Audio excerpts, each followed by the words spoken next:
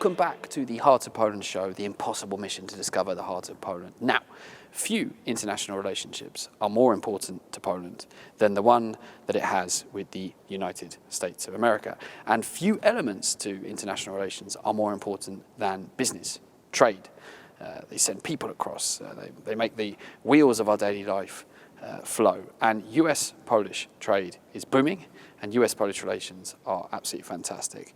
And few elements to trade are more important than the work of chambers of commerce. I myself work for the British-Polish Chamber of Commerce. So I am delighted that today we've got a guest. I've been trying to get her for a little while, Dorota Dąbrowska, the managing director, do I remember? Or yes, managing director. Managing director. It's always good when you get somebody's job title, right, of the American Chamber of Commerce in Poland.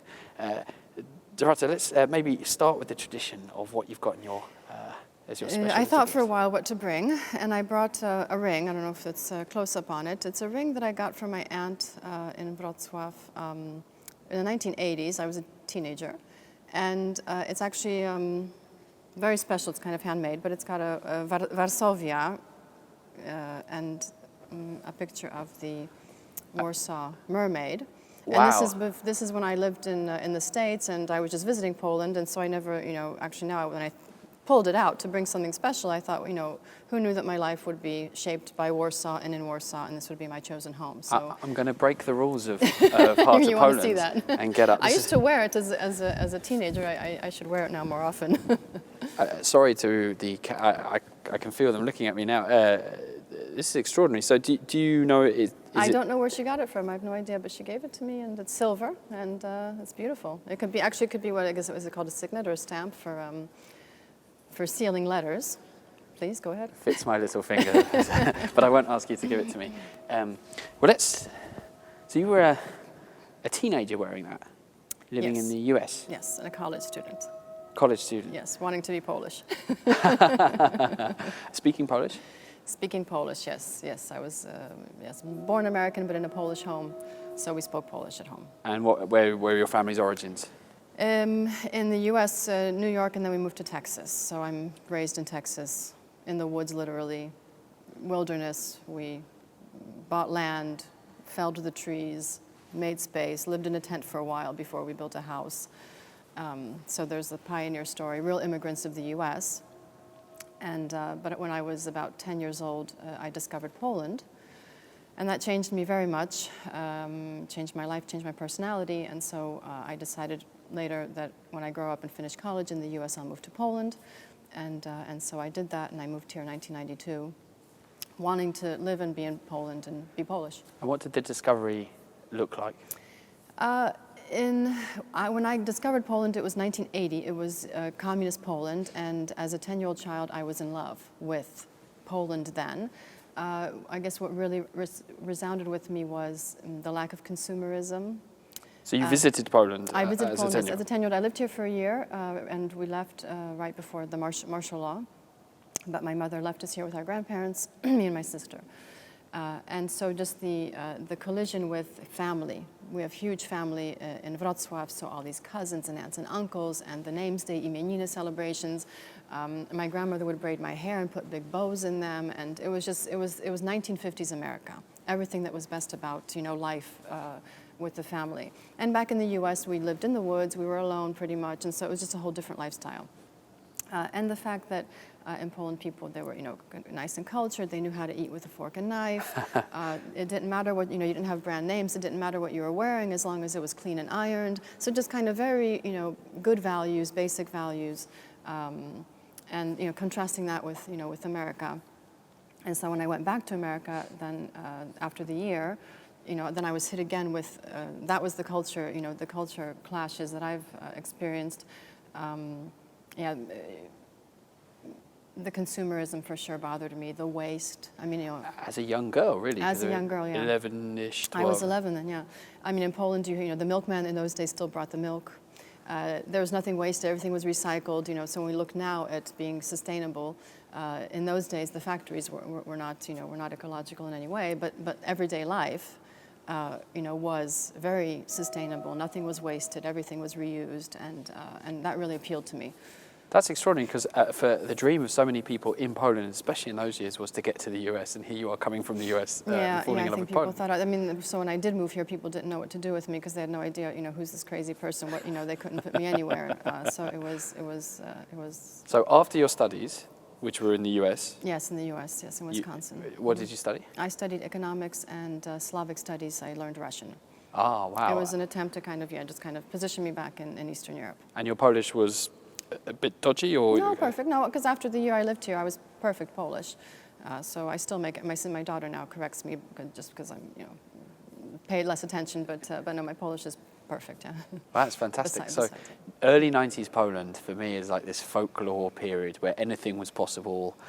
It's completely disappeared. It's not the same country anymore. No. When you landed for the first time, was it now Poland is home? It was Warsaw as a stop with a temporary job before I moved on to Wrocław in southwest Poland to where my grandparents lived. And but for me it was, I arrived 2 weeks after finishing college. I didn't even have a summer vacation. I was like, I want to go and start living and working and, So I did get a job over the phone from the US, working at Price Waterhouse then. And the person who hired me, we're still friends. She was a fellow Texan. And so when she saw my CV and that I was from Texas, she's like, okay, this one we'll call back. And so she called back and she said, if you're really going to come to Poland, I'll give you a job as a secretary anyway. So then on the first day, I was promoted to accountant. And so I made a very quick career. That's not a bad move for your first day in a job to get promoted straight away. It was, from the partner secretary to the accounting department. So then, life began. Poland was, more or less what I expected because of I'd been here every summer, previously. But what then was another, clash for me was the fact that, capitalism came, consumerism came, and so what I thought about Poles previously is that there's such, grounded people. They don't drink, colas, and they don't eat potato chips. They're kind of, all healthy and wholesome. Well, it turned out they didn't eat or drink because they didn't have it. And then as soon as you provided it, then actually the effect is worse because then people, my age feel that they've been deprived, and therefore their children should not be deprived. And so then they think there's value in providing what they didn't have. So that goes further. But then actually my problem was more that I had expected when I made my decision to come to Poland. I was thinking of the communist Poland where everything was kind of simple. Yes. And it turned out I came back to a capitalist Poland, which I in my naivety as a young person I didn't quite grasp. Did you find yourself kind of falling out of love with Poland in those years? Because the times were difficult for many people. It was such a horrific change to the country, such speed, such a violent shock to the economy and to people's lives. And you were living there as a young adult. Yeah. One observation is just the incredible resilience of the people that went through all this, because it was huge changes, and and that was remarkable. For me personally, I guess the problem was just being young and life. Yeah. So the problem was more of which part of what I'm not happy with is Poland, and which part of it is just life, and so that was a bit. I came too young. Yeah. If I'd kind of been older and more experienced, then I would have been also more grounded in myself. So that's probably what my difficulty was. Was there a period, I know lots of, some people that come tend to have that kind of, it's a 3-year period where they're complaining about everything. And so once I had a boyfriend, and he was deep into that. He was also Polish American. And I'd have to turn him around and stop, but it was easy to get into this, complaining.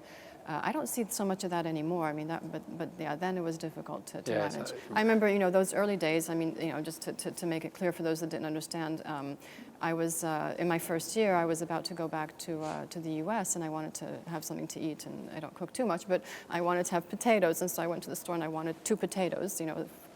I'm flying out the next day, so there's no point in stocking up. And the lady, she's like, "What?" I'm like, "Well, 2 potatoes." She's like, "No, potatoes you buy by the kilo, maybe half a kilo, but you don't buy just, you don't buy them by the piece, yeah?"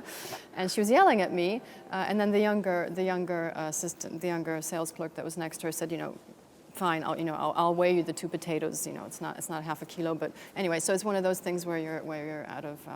Another great example from those early days, which it's traumatic at the time for me, but I came out of American college, Birkenstocks. I don't know if in England they're the German sandals, Birkenstocks. Oh yes, they're yes. the kind of healthy sandals. Well, and the typical American college student, has to, there's a certain part of them that wear Birkenstocks. I invested $80. I still remember this was, 30 years ago. That's a hell of a lot of money. It was a lot of money, $80 in Birkenstocks. So it was a big deal.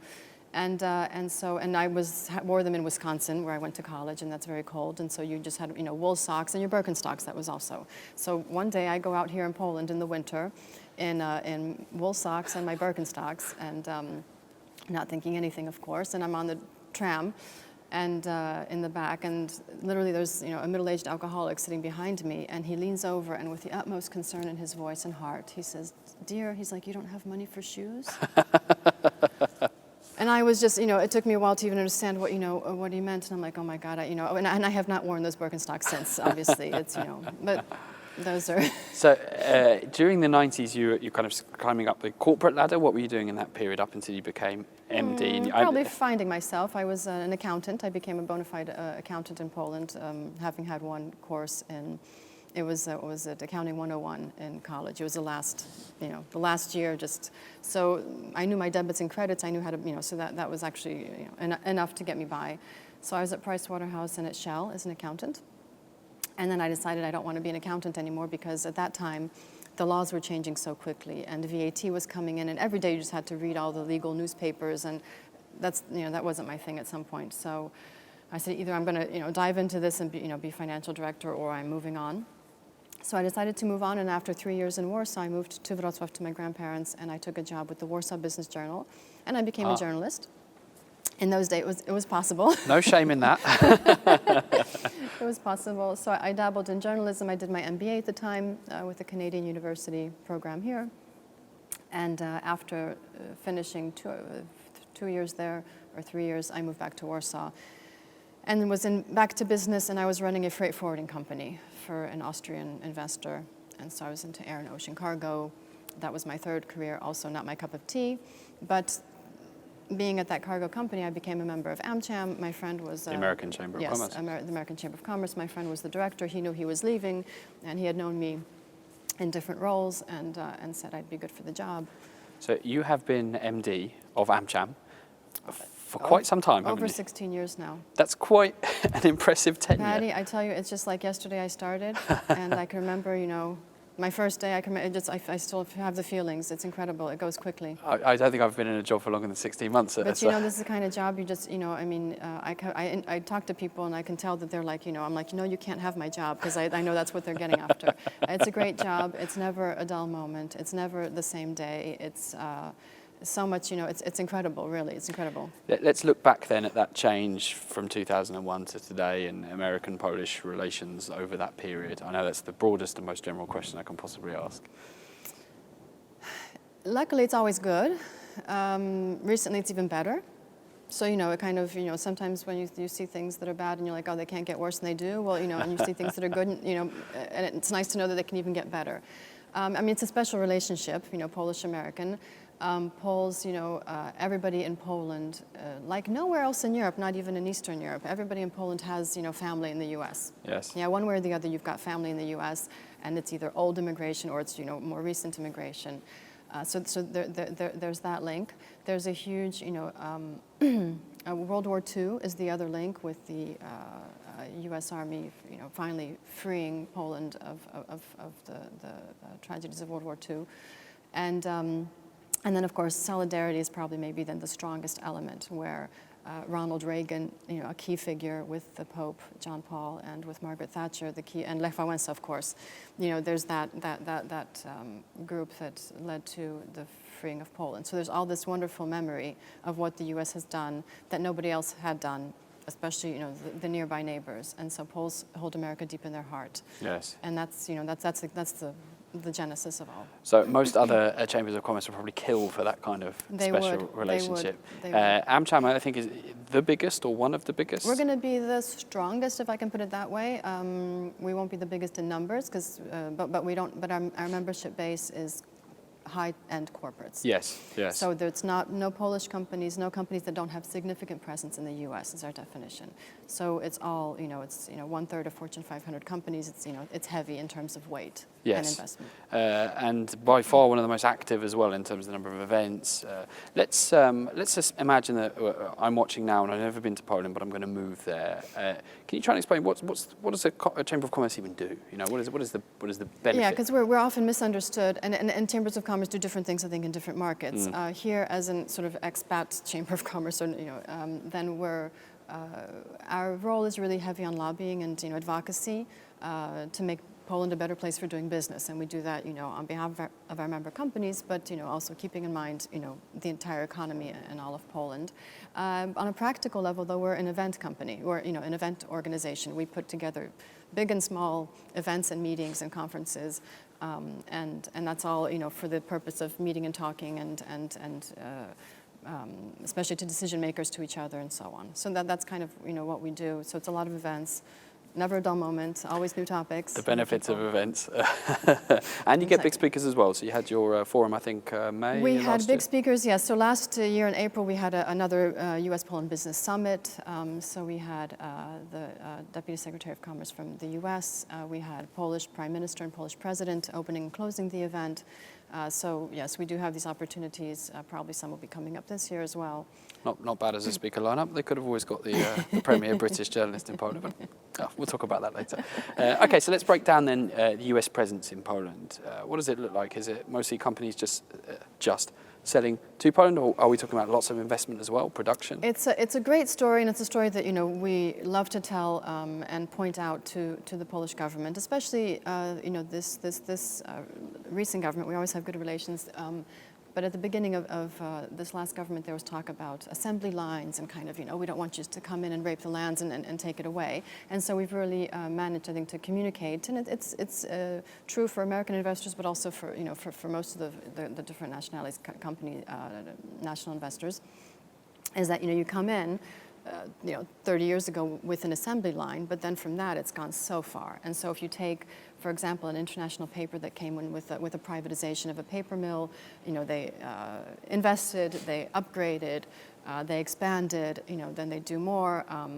Then they're into some renewable energy. They can recycle part of their byproducts and create some of their own energy. So that's another avenue. They were one of the early ones to realize the value of the incredible value of the Polish worker in the Polish market, and so they set up a customer service center in Krakow, and they're doing for global customer service centers worldwide. And it's one thing follows another. So you've got 3M, P&G that have 5 to 8 factories in Poland, because they see that it's value for money in every way across the board. And so even if it starts with an assembly line, the smart investors, and all of them are smart, are going to be coming in big, and not just with the production, but from production to the outsourcing centers, the shared service centers. And now it's going into R&D and other developments. But it's also what we point out, that partnering with American companies, we have the business models. We're the trendsetters in terms of where business is going in the business models, and so you need to be in the game as a partner to be growing. So 3M has some examples of people that started. They took them on as suppliers. They had to teach them what you do with a Post-it note, or But anyway, now these companies that were small and local are now supplying across Europe, and so our investors are helping Polish companies. Obviously, have helped them grow and expand and be significant. Over this long tenure, I'm going to call it a tenure. It's just the period. I'm not old yet. Yeah, so don't call me. You've obviously seen so many successes. Probably quite a lot of challenging moments. Maybe some cross-country business differences. Are there any, without mentioning any names, any kind of particular issues you think reflect the cultural business differences between the two countries? I mean, there were when I think about something that failed, because we're all about successes, but when I think of something that it's not, it's just the classic kind of marketing differences. So for example, Campbell's soup was here 20 some years ago. When I first came, I remember seeing Campbell's soup, but Poles, like Europeans, make their soup out of a dry powder. If they're going to make an instant soup, they don't make it out of a concentrate in a can. So it's one of those kinds of things.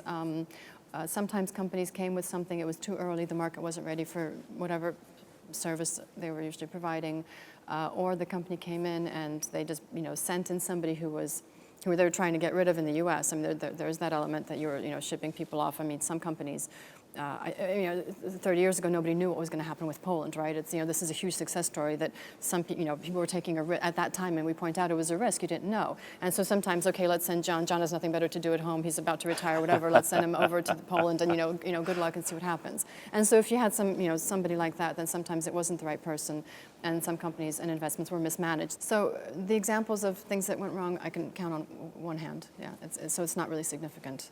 It's a very telling point you got there, which is that the continued growth seems now so inevitable because the fundamentals of Poland are so good, but it absolutely wasn't like that. I mean, I speak to groups all the time that come to visit MBA groups, and I say, the 28 years ago, is it 28 years ago? Where are we?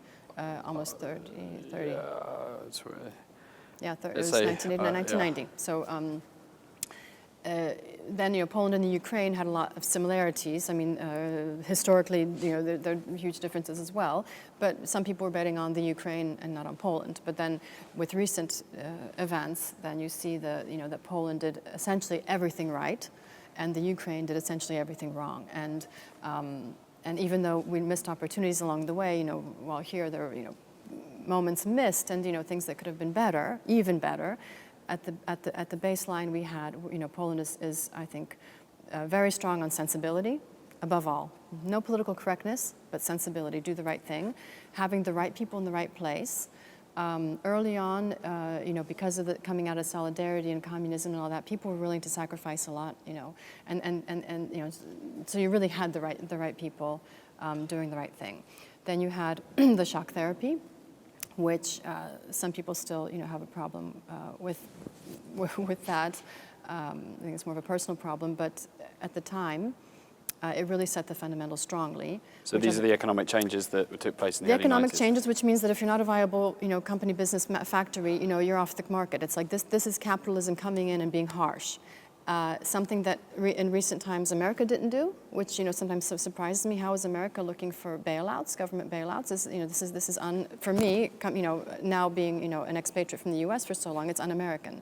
Whereas Poland really soaked up the American capitalist kind of ideals and principles and put them into practice. So the shock therapy early on was like, this is if we have to put people on the street, we do, but get them requalified and so on. So the people, some people are disgruntled because it was hard for them to deal with that. But my point is that. Now, if we look at recent history again with Greece, what they needed was shock therapy. Let's get back to our fundamentals and cut out the fluff that hasn't been working. But it was let me say it's easier for Poland to do it at the time because everybody was poor, and when you're poor and you're going to be poor, it doesn't matter. But when you're doing well, as in Greece, you're drinking your espressos in the sun, the pain. To drop is much bigger, and so it has to be done. It should be done. In Poland, it was done, and it flew. In other places, it's harder to implement austerity programs, essentially, which is what back then it was. Looking forward to the future now for Poland, do you have a rosy outlook? And obviously, predictions are a very foolish thing to do, but. Yes, I have a rosy outlook because I must, because I'm an optimist. This is where, is my home and my family's home. I think that a basis for a rosy outlook is I guess the track record that we have, and I guess I would stick with that track record, a sensibility, doing the right thing. What's troubling now, of course, times are changing so much. And Poland has no threats within. Yeah, we don't have any factions. Where even in Europe, we've got the Catalans and all these different turmoils. We don't have any natural disasters, so that there's nothing internally that could really bother us. But there's so much happening all around, externally, which is an immediate threat. Poles in difficult times are heroes, so that's also cause for optimism. And we have sensibility. So sort of treading carefully. This it's a good thing. Yeah, but the world changes, and as the country becomes richer, and people become richer, it also changes society. I mean, we see what's happening in in the Western world, and the crises in France and so on. At some point, prosperity kind of gets you into digs a hole for you, I guess. Yes. It can take you to different places. I'm still kind of curious, though, because in the 90s, there must have never been a point at which you couldn't have been richer, and certainly with better weather, back in Texas or on what kept you? Was it a love for the country? Stubbornness for sure. Because I could have had a great life in the U.S. I finished a good college, and I sometimes say I had two different lives. Because my life before Poland, I was going to Hawaii 3 times. I was going to Mexico all the time. I had all this, this very nice lifestyle. And then I, backed up, and I came to Poland, and I wasn't making a lot of money either. I wasn't focused on a track of. I kind of didn't exactly understand what was happening around me anyway. But then it was stubbornness. This was sort of my idea and my dream, and I stuck with it. Yeah, I think it was more stubbornness. I mean, I do love the country, and and I have to say I never missed the U.S. Yeah, I never missed it. I mean, if anything, the U.S. is a great country, and the people are lovely, and there's wonderful energy. So every time I visited the U.S., you come back with like 3 million ideas of what you can still do in life, because the U.S. has that effect on people. Yes. But that after 2 days, I think that's gone, and I can't say that I actually missed the U.S. as such.